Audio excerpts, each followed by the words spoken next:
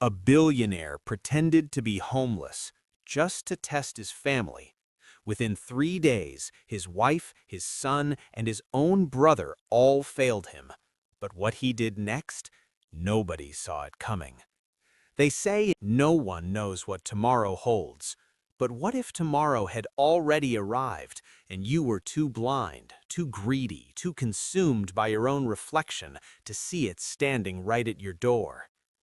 This is the story of Chief Adewale Okonkwo, a man who built an empire with nothing but two bare hands, a borrowed dream, and the kind of stubborn faith that refuses to die even when the world presses its boot against your throat.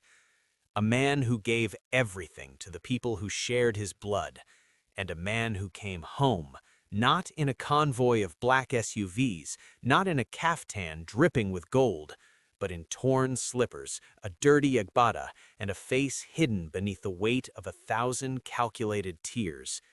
He came home to see the truth. And the truth, my friends, was uglier than anything he had ever imagined. Adewale Okonkwo did not stumble into wealth. He clawed into it. He grew up in Ajegunle, Lagos, the kind of neighborhood that teaches you either how to hustle or how to die slowly with regret. His mother sold akara by the roadside. His father repaired motorcycles until the fumes destroyed his lungs. They were poor, yes, but they were dignified. There is a difference. His mother used to say, "Wale, riches can leave you overnight, but character is the house that no storm can touch." He carried those words like a second skin across every border he crossed. At 23, Adewale left Nigeria with $400, a student visa, and one change of clothes stuffed into a Ghana-must-go bag. He landed in Houston, Texas in January and nearly turned back when the cold hit him like a slap from God. He didn't turn back. He washed dishes. He drove Uber at 2 in the morning. He studied engineering in the day and did maintenance work at night.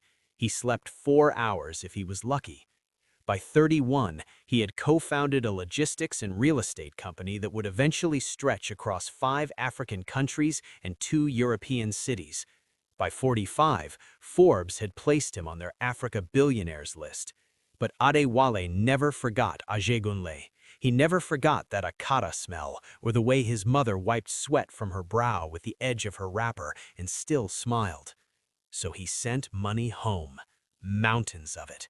He bought his wife, Folake, a mansion in Lekki Phase 1, 6 bedrooms, a swimming pool, a cinema room, a gate with a digital security system.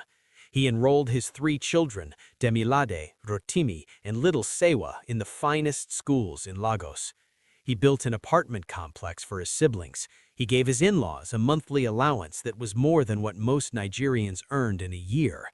He gave and gave and gave. And then, 3 years ago, something cracked inside him.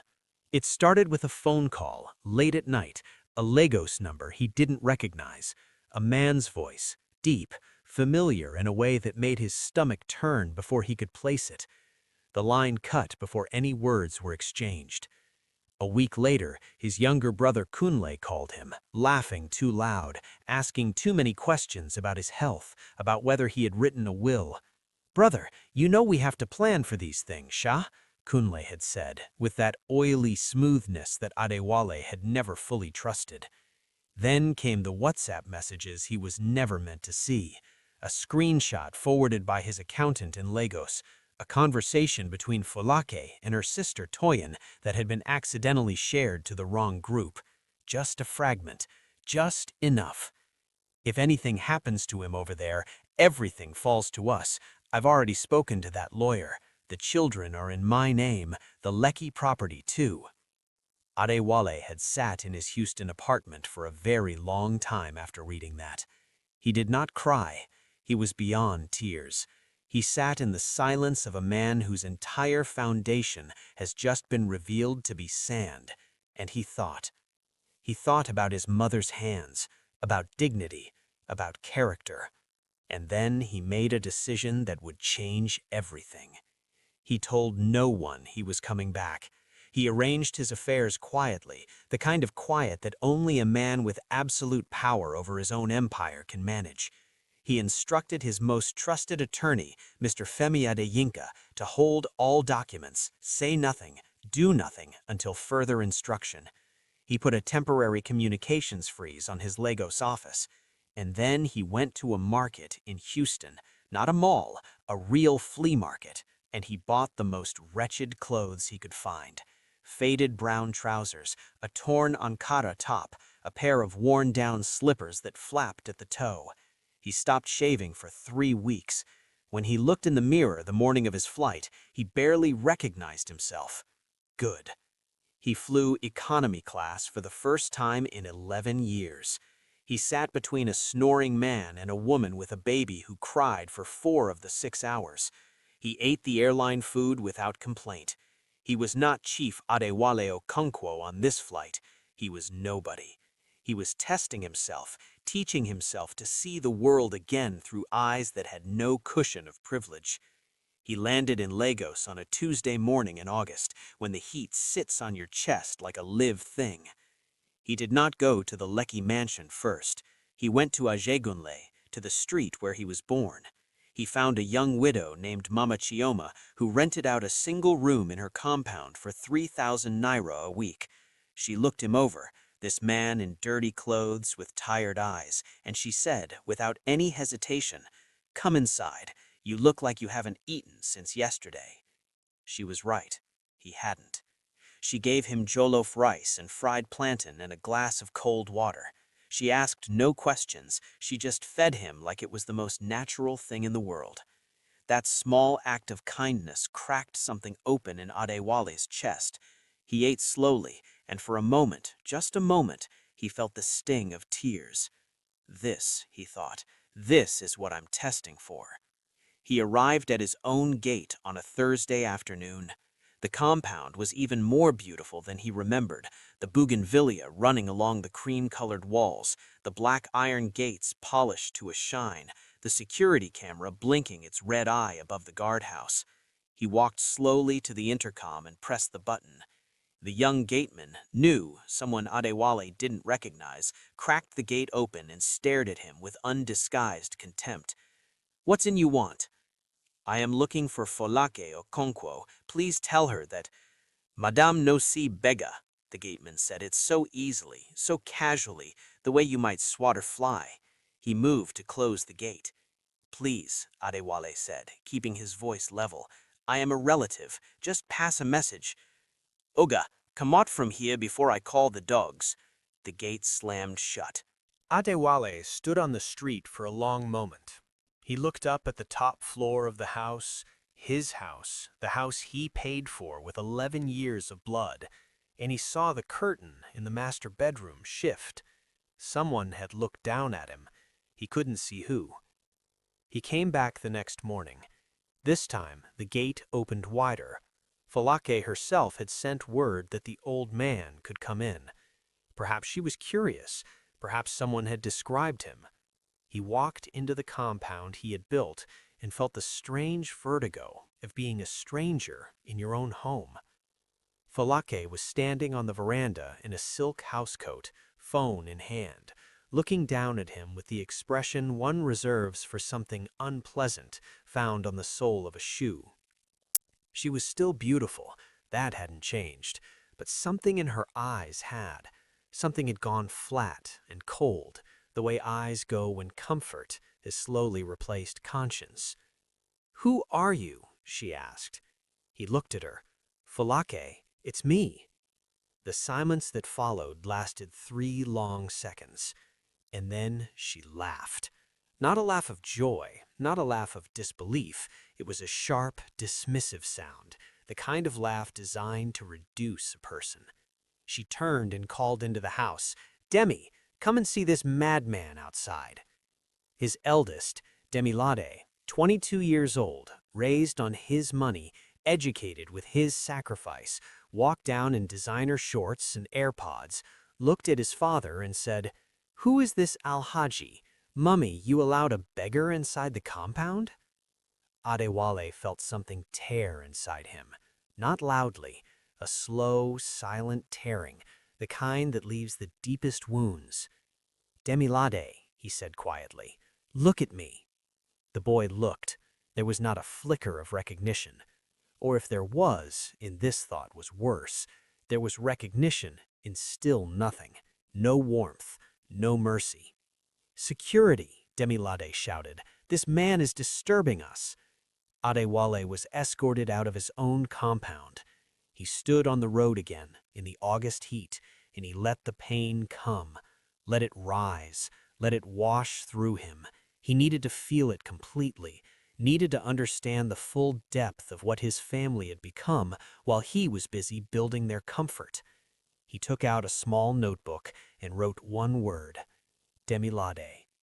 His younger brother Kunle lived in the apartment complex Adewale had built in Sulelere, 6 units, fully furnished, all occupied by family members, free of charge, always. Adewale walked to Unit 3 and knocked. Kunle opened the door. He had grown fat, the comfortable fat of a man who eats well and worries about nothing. He was in a senator-style caftan, and behind him, Adewale could see the flat-screen television, the leather sofas, the new refrigerator.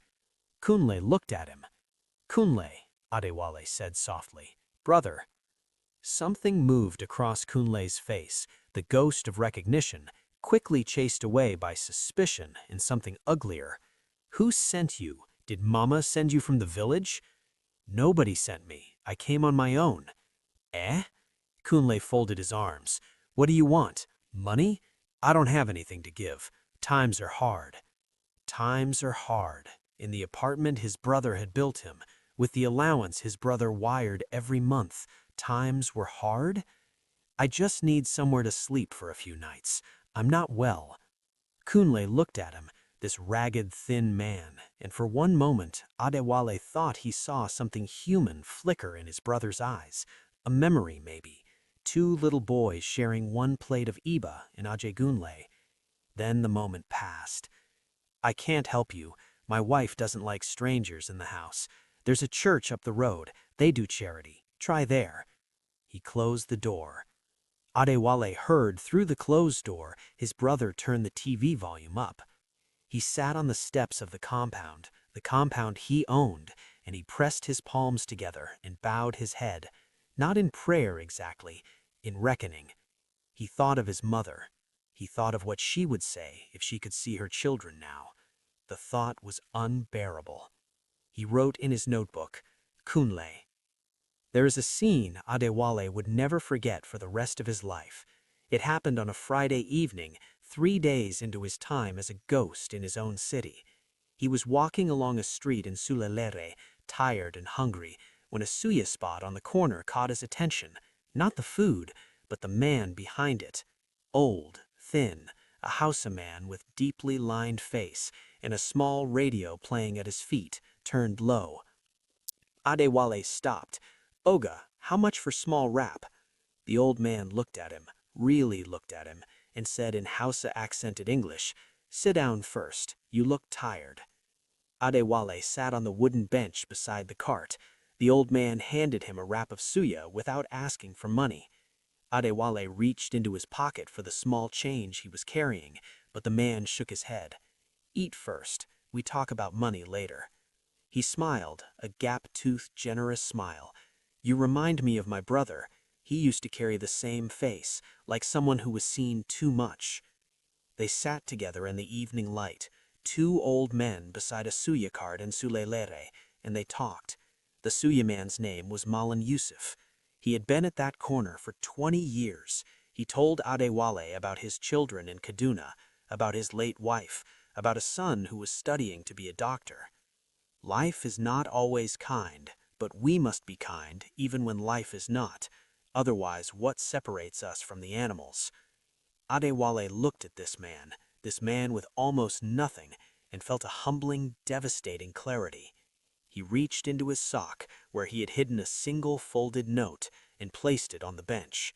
Not the beggar's change he had been using, a 10,000 naira note. Malam Yusuf blinked. "For your son, for his books." The old man pressed both hands to his chest and bowed his head. Adewale walked into the night with something cold and resolute settling in his spirit. He was ready. The revelation that broke him and rebuilt him came on a Saturday. He had been watching the Lekki compound from a distance, noting the patterns, who came and went, what cars, what hours. On Saturday afternoon, he saw something that made his blood turn to ice. A black Mercedes G-Wagon he didn't recognize.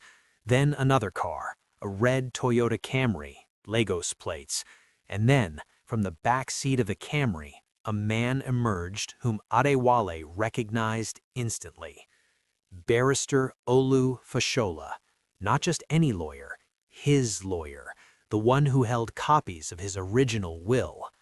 He watched Fashola walk into his house, his wife's house, with a leather briefcase and the easy comfort of someone who had walked through that door many times before. They were inside for 2 hours.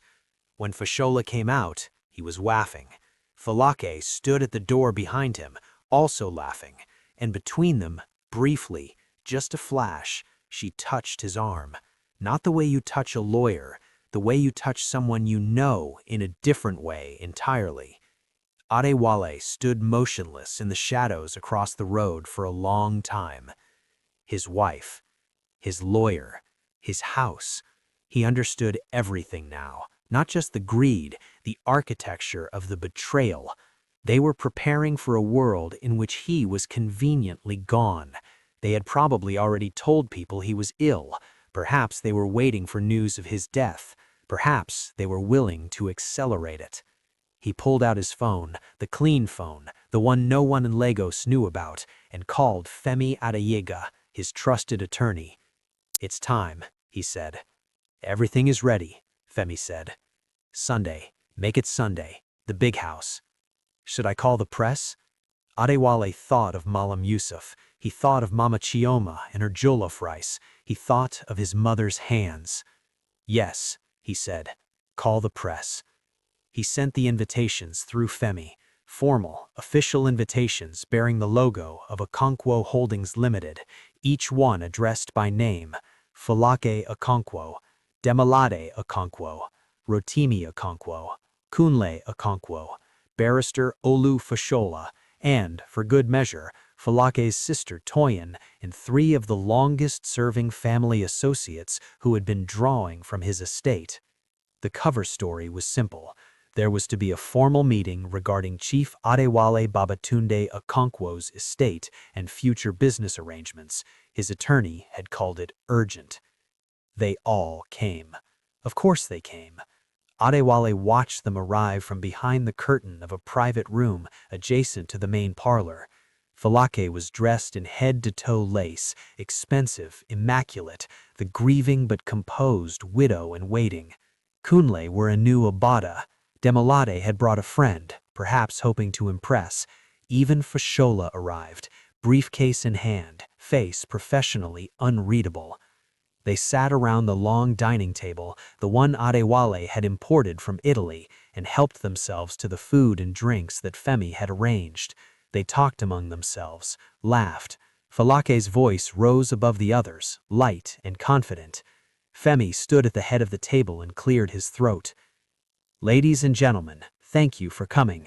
This meeting has been called on behalf of Chief Adewale Babatunde Okonkwo, founder and chairman of Okonkwo Holdings Limited, with assets currently valued at approximately $4.7 billion. The room went appropriately quiet, respectful faces. "Chief Okonkwo," Femi continued, "has been concerned for some time about the character and intentions of those closest to him. He therefore undertook a personal assessment, a private exercise in truth." Femi paused.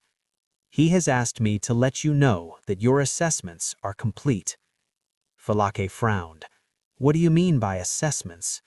Femi smiled calmly.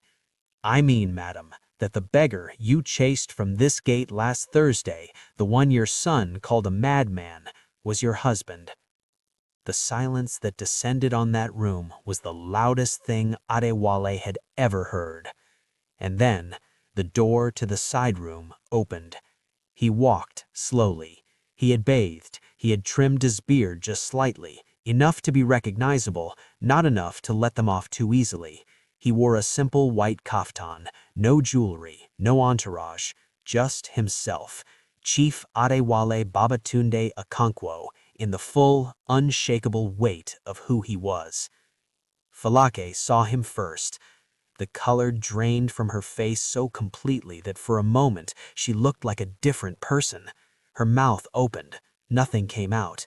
Her hands, those hands he had covered with gold rings that he had held in a church in Lagos 25 years ago, began to tremble. Kunle made a sound, something between a gasp and a groan. He grabbed the edge of the table. Demolade stood up so fast his chair scraped backward. He stared at his father with eyes that were no longer cold, no longer dismissive. They were the eyes of a child who has done something terrible and knows it and cannot undo it and feels the full horror of that irreversibility for the first time. Fashola, the lawyer, the betrayer, the man who had eaten at his table and plotted over his grave, went pale in a way that was almost satisfying. He opened his mouth, closed it, and looked at his hands. Adewale let the silence sit. He did not rush it. He had waited for this moment through years of sacrifice, through weeks of pain and humiliation, through the night he sat outside his own gate on a Lagos road and felt the tears finally come. He walked to the head of the table, his table, and sat down. He looked at each of them in turn. Falake, his wife of 25 years, who looked down at him from a window and sensed security. Demolade, his firstborn, his pride, who called him a madman. Kunle, his blood brother, who pointed him to a charity church and turned up the TV. Fashola, the lawyer, the betrayer, the man who had eaten at his table and plotted over his grave. "I came home," Adewale said. His voice was quiet, almost gentle. That was somehow worse than shouting. "I came home because I wanted to know who you were, not who you pretended to be for my money, not who you dressed up as on Christmas and Eid. I wanted to see you when you thought no one was watching, when you thought everything was already secured and I was just a signature waiting to happen." Falake opened her mouth. "Wale, I have not finished," he said, not harshly, simply. She closed her mouth. "My mother used to say that character is the house that no storm can touch. I have built many houses in my life. I built this one." He gestured around the room. "I built the one in Surulere, where my brother lives rent-free. I built the school fees that gave my children the education I never had. I built all of it. And what I found when I came home to look, truly look, is that I had furnished houses for people who had no character to put inside them." The room was so still. Somewhere outside, a car passed on the street. Ordinary Lagos sounds, distant generator hum, a hawker calling, seeped through the walls. "What I also found," Adewale continued, and here his voice softened in a way that surprised even him, "was a mallam at a suya cart who fed me without asking my name, a widow in a jegunle who gave me rice and asked no questions, strangers, people who had nothing to gain and everything to give." He paused. "They are the ones who reminded me what my mother meant." He reached into the pocket of his kaftan and placed 2 documents on the table. "The first document," he said, "is a letter to Barrister Fashola informing him that his services to Okonkwo Holdings are terminated effective immediately, and that a separate legal process will be opened regarding certain discussions that took place in this house during my absence." Fashola's face crumbled. "You may go." Fashola stood slowly, like a man whose bones had aged 20 years in 5 minutes. He picked up his briefcase, the briefcase that had come into this house so many times with its cargo of betrayal, and he walked out. He did not look at Falake. The sound of the front door closing was very final. "The second document," Adewale said, "is a restructuring of my estate." He slid it toward Femi. "A substantial endowment will be established in my mother's name, the Comfort Okonkwo Foundation, to fund street traders, single mothers, and youth entrepreneurs in Ajegunle. Malam Yusuf Ibrahim will receive a business grant and his son's full medical school tuition. Mama Chioma will receive the deed to a property in her name." He folded his hands on the table. "As for this family," he looked at them. Falake, who was crying now, real tears or performance, he could no longer tell the difference, and perhaps it didn't matter. Demilade, who had sat back down and was staring at the table with the broken posture of a young man confronting himself for the first time. Kunle, who had not been able to look up since Adewale walked in. "I have thought long and hard about what you deserve." He gave them what they deserved. Not what they wanted, not what they feared, what they deserved. Falake was given a choice. She could remain in the house, but the marriage was formally over. The lawyers would handle it quietly. She would receive a settlement generous enough to live comfortably, because Adewale was not a man who punished with poverty, but the access to the business accounts, the signatories, all the side arrangements, all of it was gone. Clean. Done. "You have 24 hours to decide if you want to fight it, but I want you to understand something. I am not doing this out of anger. I am doing this because I owe it to myself and to the woman I once believed you were, to be honest." Falake wept openly. Her composure, so carefully constructed over years of Lagos socialite grooming, fell away completely. For a moment, just a moment, Adewale saw the young woman he had married in the church in Achaia, fresh-faced and laughing, reaching for his hand. The grief of that image was real, and he let himself feel it. But he did not change his mind. For Demilade and his siblings, there was no disinheritance, but there was no free ride either. Each child was presented with a conditional inheritance framework: access to trust funds tied to education completion, demonstrated work experience, and annual review. "You want what I built," the document essentially said, "then learn to build." Demilade sat with the document in his hands for a long time. When he finally looked up at his father, his eyes were red. "Papa," he said, and the word came out cracked, broken in the middle, the way a young man's voice breaks when he first understands the weight of who his father is. "I didn't—" He stopped, started again. "That day, at the gate, I didn't—" "I know," Adewale said quietly. "I'm sorry." It came out barely above a whisper. Adewale looked at his son, really looked at him, and he saw something worth saving there. Underneath the designer clothes and the carelessness and the cruelty of that afternoon, there was still a boy who could feel shame. Shame meant conscience.